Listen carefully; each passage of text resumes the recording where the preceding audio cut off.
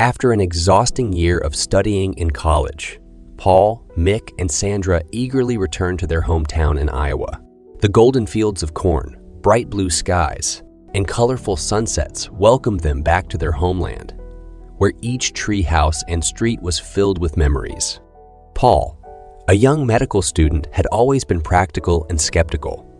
His scientific mind always sought logical explanations for everything. Coming home brought him a sense of peace and nostalgia. He was glad to return to a slower and more familiar pace of life, where evenings were spent not on books, but on spending time with friends and family. Mick, a film school student, was always filled with adventure and creativity. His energy and curiosity often led him to unexpected and interesting situations. Coming home gave him a chance to recharge and find inspiration in familiar streets and people. Sandra, a psychology major, was always known for her sensitivity and openness to the unknown. Her interest in psychology and love for mysticism gave her a deep understanding of the human experience. Coming home for her was like putting on a comfortable sweater after a long, cold day. So different, yet so close, these three friends were happy to reunite. Familiar faces, streets, and smells awakened childhood memories in them and strengthened the bond they shared. The town of Iowa enveloped them with its tranquility, familiar comfort, making them forget about the stress and chaos of college life for a moment. This was the place where they grew up, became who they are, and unwittingly began to embody the simpler, more genuine version of themselves they knew in childhood. Over mugs of steaming coffee, against the soft light of the sunset coming through the window, in the atmosphere of their hometown, the students exchanged news about their university lives. You know what's the weirdest thing about medical school? Paul furrowed his brows, looking at his friends through the steam rising from the coffee. It's that thousands of pages of books and millions of words of lectures can't prepare you for real life in a hospital. Sandra smiled, playing with the ring on her finger. You're telling me about stress, Paul. You haven't heard about my schedule. Apart from studying, I volunteer at a mental health center. All these emotions and experiences can be really heavy. Mick, always up for a challenge, leaned forward. Hey, you both forgetting about me. I practically live on the set to get my projects done. Laughing over their complaints, the overall atmosphere became more relaxed. They chatted, laughed, and there were moments when it seemed like they were kids again, running around the streets of their hometown. And then, at the height of their laughter, Mick suddenly went silent. You know, guys, he started, a strange smile appearing on his face. Remember that old house on Blue Street? Sandra and Paul exchanged looks. You mean the abandoned house where we saw something? Paul asked. Yes, that one, Mick confirmed. His eyes sparkled with excitement. Imagine what an adventure it would be to go back there now, to see if everything is as we remember. Mick, that's crazy, Sandra exclaimed. We were kids. Everything we saw and felt was just our imagination. Mick nodded. Maybe, but what if it wasn't? What if we missed something? Don't you want to find out? Paul looked at Sandra, then back at Mick. Mick, this doesn't sound like a good idea. It could be dangerous. Dangerous, Mick laughed. We're adults. We can handle an old house. What, are you scared? It's not about fear, Mick, Paul responded. But Mick cut him off. Oh, come on. Don't you want to dive back into childhood memories? You guys are acting like you're over 40. Sandra shrugged. Maybe it will be fun. Paul, what do you think? Paul hesitated, but then nodded. All right, Mick, you convinced us. But if anything goes wrong, we're out. Mick smiled. His eyes sparkled. Sounds like a deal. After their cafe discussion, the group decided to prepare for a night in the abandoned house. Mick, bubbling with enthusiasm, was the one who organized their gathering. He collected flashlights, food, water, sleeping bags, and even a small first aid kit. He looked at this challenge as a grand adventure, and his thoughts raced ahead, imagining all the possible scenarios. Paul, with his usual caution, suggested bringing a bit of extra gear, including spare batteries, warm clothes, and even a small bonfire in case it got cold. His thoughts were more practical than Mick's. He was concerned about safety and what could go wrong. Sandra, on the other hand, felt the need to bring some personal items to create a sense of comfort inside the dreary house. She brought a blanket, some of her favorite books, and even a small box of childhood photos to reminisce about happier times. Deep down, she hoped these little things would help them overcome their fears and make their night in the abandoned house a little less gloomy. So, gathering together and ensuring they had all they needed, they headed to the old house, each with their own hopes, fears, and expectations. The friends met at the agreed-upon location and moved towards familiar places. The bulk of the town was left behind, and now the road was leading them to the outskirts, where the terrain became more hilly and wild. They followed a winding path leading into a thick forest. Overhanging trees, entangled with ivy and lichens, became the framework of their path, creating a haunting sense of isolation. At the end of the path stood the old house. It was on a small elevation, surrounded by old trees that seemed like guardians of this forgotten place. The facade of the house was worn by time, with chipped paint and broken windows. An abandoned field with tall, dry grass swaying in the wind, like a sea, grew in front of the house. It was already late evening, and the last rays of the sun were leaving the sky, leaving behind grim shadows. They lit up the faces of the friends, highlighting their indecision and fear of the unknown. With breaths held in anticipation, Mick, Paul, and Sandra stood still, staring at the house that seemed more than just a structure. It was a place of their childhood fears, memories that still made their hearts beat faster. Mick took a deep breath and stepped forward, followed by Paul and Sandra, ready to confront their past. As soon as the trio stepped onto the creaky wooden boards of the old house's porch, the air thickened, filled with the gloomy silence of the past. The door creaked like a harbinger of the unknown, and they cautiously stepped inside. "Looks the same as that day," Mick said in astonishment, surveying the old weathered walls and the dusty cloth they used as a pseudo-ghost in their childhood. His voice was bold, but with a slight undertone of doubt.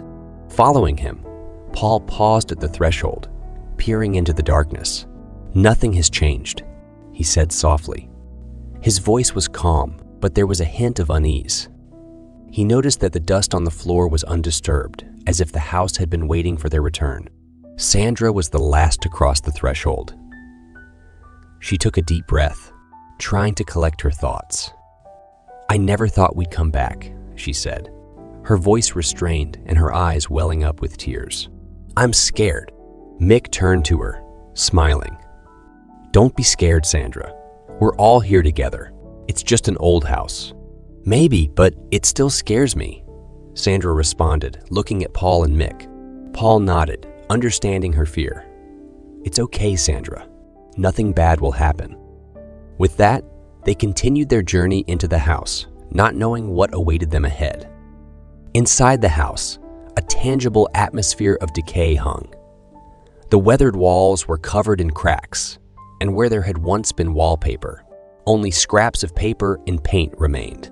On the first floor, in some rooms, plants had begun to break through the floor, infiltrating from the basement through the wood. They ascended the creaky wooden staircase to the second floor, where the rooms seemed a bit more habitable.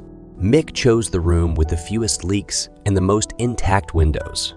Mick, being the bravest and most inventive of the trio, set about making a fire from old boards and furniture debris they found in the house.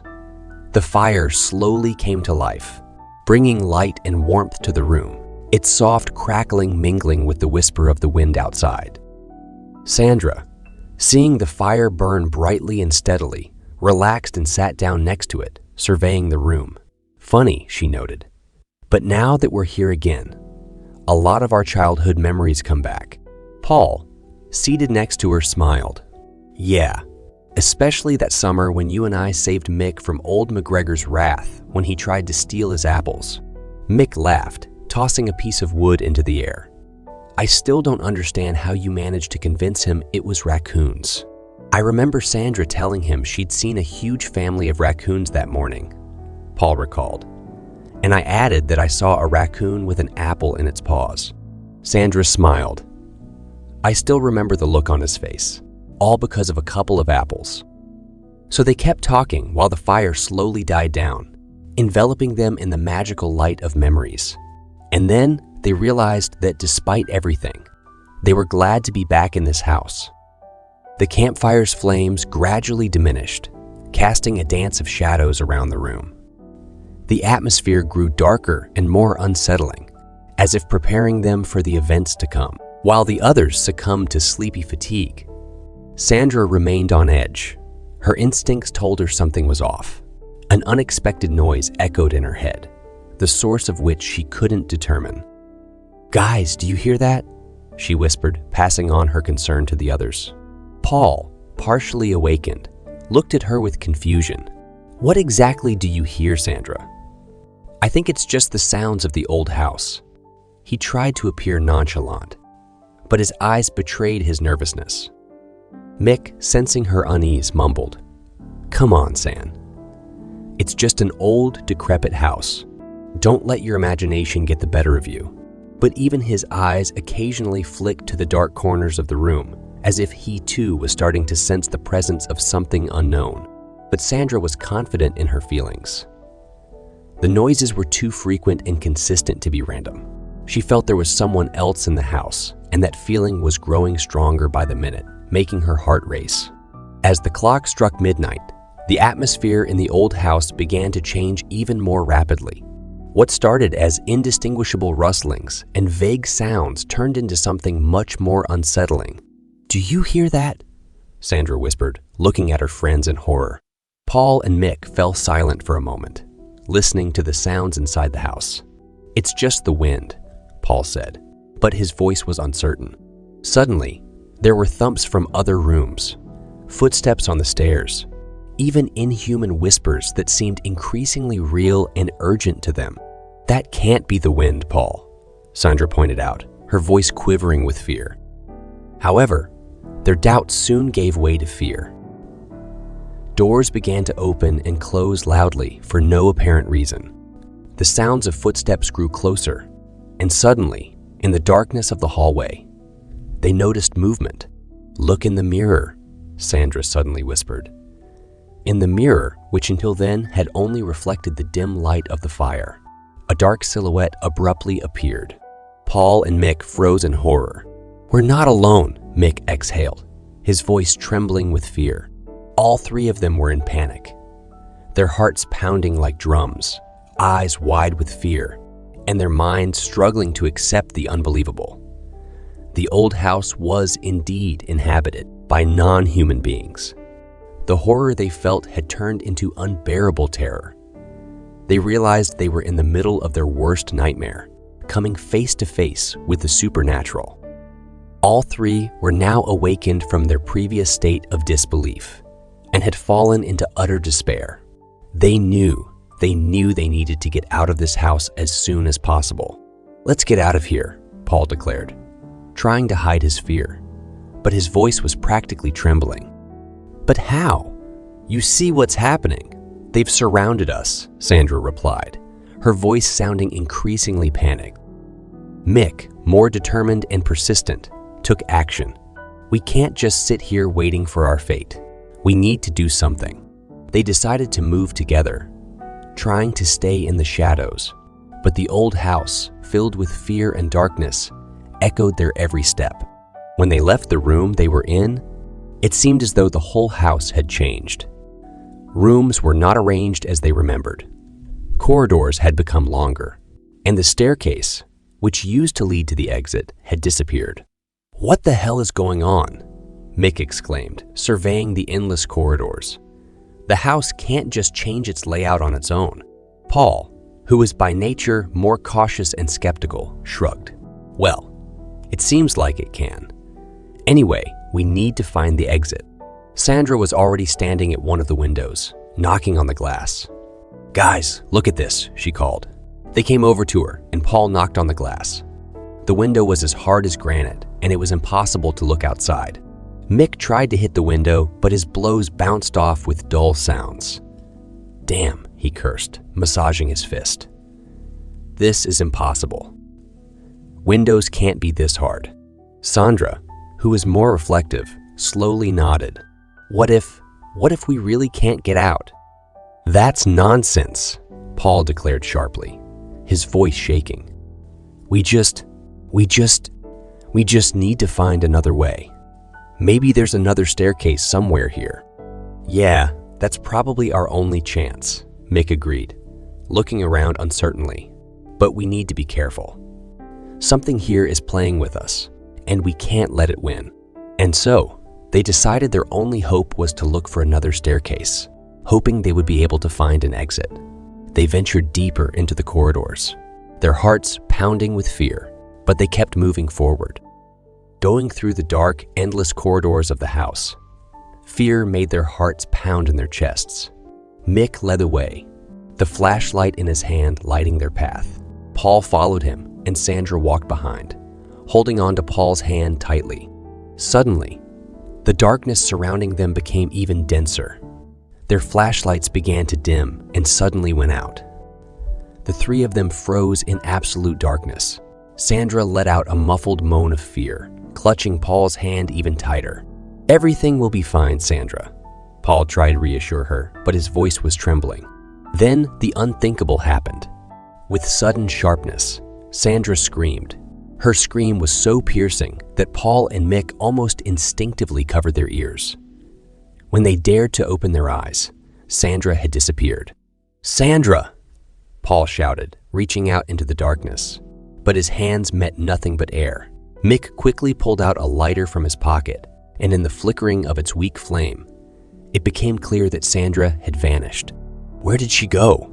Mick whispered, his face pale, his eyes filled with bewilderment and shock.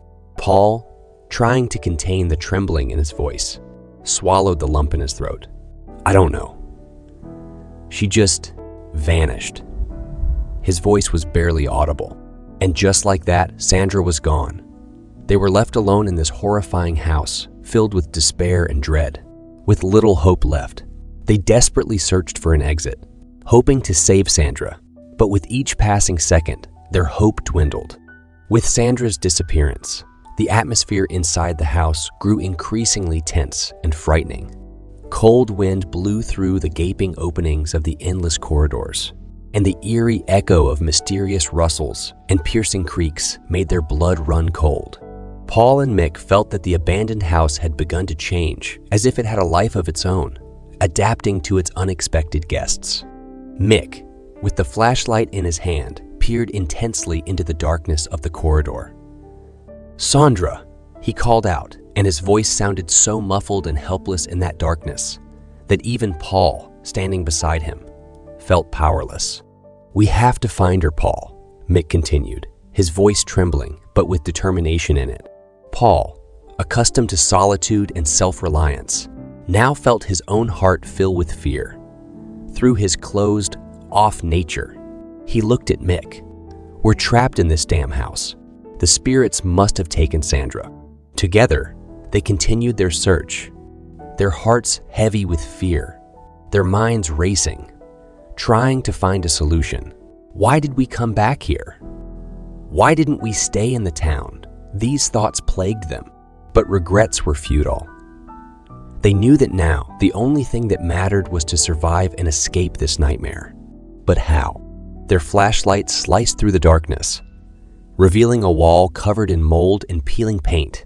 And suddenly, out of nowhere, a ghostly figure appeared at the end of the corridor. It was vague and blurry, but the outlines resembled that of a human. The beam of the flashlight reflected off the unknown entity, making it even more elusive and menacing. The students' hearts froze in terror, and their breathing became heavy and labored. "What? What is that?" whispered Mike, his voice trembling. Paul, gripping the flashlight tightly, overwhelmed by panic, turned without a word and ran in the opposite direction. Mike, stunned, but realizing that staying here was suicidal, followed Paul, their feet pounding pounded on the cold floor, echoes of footsteps reverberating through the empty house. Amidst their breaths and steps, they heard something rapidly approaching from behind. They dashed into the nearest room and immediately shut the door. Both leaned against it, trying to block any gaps and openings with their bodies. Mike, gasping for breath, surveyed the room, and his gaze fell upon a figure in the corner. "Sandra!" he exclaimed. She lay on the floor, unconscious, but seemingly alive. Relief washed over their faces. They had finally found Sandra. They rushed to her, but her eyes remained closed, and she didn't respond to their cries. Sandra slowly regained consciousness. Her eyes met the gazes of Mick and Paul, filled with despair and horror. She coughed, and her voice was weak but resolute. Straight. Left. Left. Right. Down. Left. Exit. Sandra fell back into unconsciousness. But her words hung in the air. The students couldn't ignore them. They dashed down the corridor, following Sandra's instructions. Through the darkness, a cold wind pierced, and they could sense something or someone trailing behind them. When they reached the door indicated by Sandra, it remained motionless, as if made of stone. Mick, carrying the unconscious Sandra, gently laid her on the floor and began searching the room for anything that could serve as a weapon. But it was too late. Suddenly, the dark figure engulfed the room, urging them toward the exit. However, the evil they feared did not attack them, but instead bypassed them, heading straight for Sandra. Mick and Paul, paralyzed with horror, felt relief when Sandra unexpectedly regained consciousness and opened the door. They were ready to follow her. But then the shadow that had threatened them all night entered Sandra, and immediately her body became rigid and motionless. They watched in astonishment as Sandra, now infused with this dark energy, moved away, closing the door in front of them. Time stood still. Mick and Paul, standing in the corridor, stared blankly at the closed door, despair and astonishment filling their gaze. It was all over.